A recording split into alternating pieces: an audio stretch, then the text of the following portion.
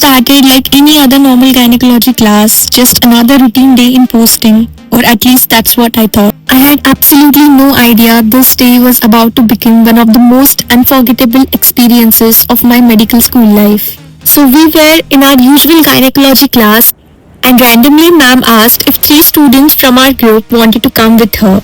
And what followed was something I know I'll remember for a very, very long time. That one yes turned into one of the most intense, emotional, and beautiful learning experiences I've ever had. By the end of the day, I had witnessed three normal vaginal deliveries and one cesarean section. And honestly, nothing prepares you for seeing life enter the world for the very first time. We quickly got dressed in OT scrubs, caps, masks, the whole setup, and suddenly it felt real. That strange mix of excitement, nervousness, curiosity, and honestly, a little fear too. Because reading obstetrics in textbook is one thing, but standing inside the labor room and operation theater watching it happen in real life is completely different. Ma'am first asked us to wait outside because the patient contraction had not started properly yet. And if you're not from medical background, let me explain this simply. Labor contractions are the rhythmic tightening and relaxing movements of the uterus that helps push the baby downwards through the birth canal. So these contractions are what gradually opens the cervix, the mouth of the uterus, so that the baby can pass through. This opening is called cervical dilation, and for a normal vaginal delivery to happen, the cervix needs to dilate to around 10 centimeters. Until then, it's mostly a waiting game. And that's the biggest lesson in obstetrics. Nature works in its own time. You cannot rush labor, you monitor it, support it, and wait. So we waited and waited. Almost 2 hours passed, still no major progress. At one point, I was so tired, I literally ended up lying down and half sleeping on a bed nearby. That's medicine for you. One moment you're full of adrenaline, the next you're just waiting in silence. And finally, ma'am called us in. The first procedure we saw was a cesarean section. The C-section is a surgical procedure where the baby is delivered through an incision made in the mother's abdomen and uterus. This is usually done when vaginal delivery is not safe for the mother or baby, like fetal distress, obstructed labor, previous complications, or any other medical indications. This one was especially interesting because the surgery was being performed by an intern Russian student for the first time under supervision, and that made the whole experience even more memorable. Watching someone perform such a major procedure for the first time under guidance was honestly inspiring. Before the surgery began, the mother was given spinal anesthesia. This is the type of original anesthesia where medicine is injected into the lower back into the spinal fluid. It numbs the lower half of the body completely so the mother remains awake but feels no pain during surgery. That means she can be conscious during the birth of her baby, which is incredible in itself. Then the procedure began. Ma'am was explaining each step so calmly and clearly. First, the skin is incised. Then comes the subcutaneous fat, then the fascia, a strong connective tissue layer. Then the abdominal muscles are separated, not cut. This part was fascinating.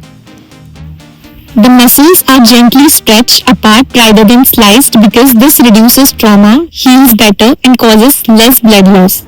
Then the peritoneum is opened, the thin membrane lining the abdominal cavity, and finally the uterus is reached and carefully opened, layer by layer. Everything in surgery is anatomy coming alive. Every page of the textbook suddenly became real in front of my eyes. Then came the moment the baby was delivered, and just like that, within seconds, a new life was in the room. That first cry, I don't think I'll ever forget that sound.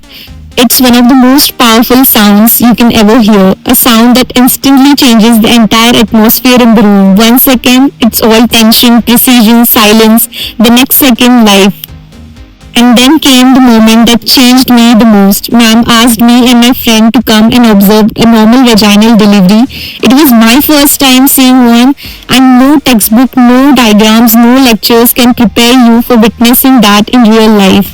A normal vaginal delivery happens in 3 stages. The first stage is when the cervix dilates.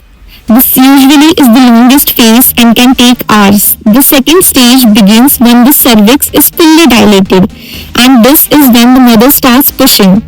With every contraction, the uterus pushes the baby downwards, and the mother pushes with all the strength she has. And that is the part that stays with you. The pain, the exhaustion, the force, the endurance. It is raw, it is intense, it is powerful beyond words. You watch a woman at the edge of a human pain and somehow also at the peak of a human strength.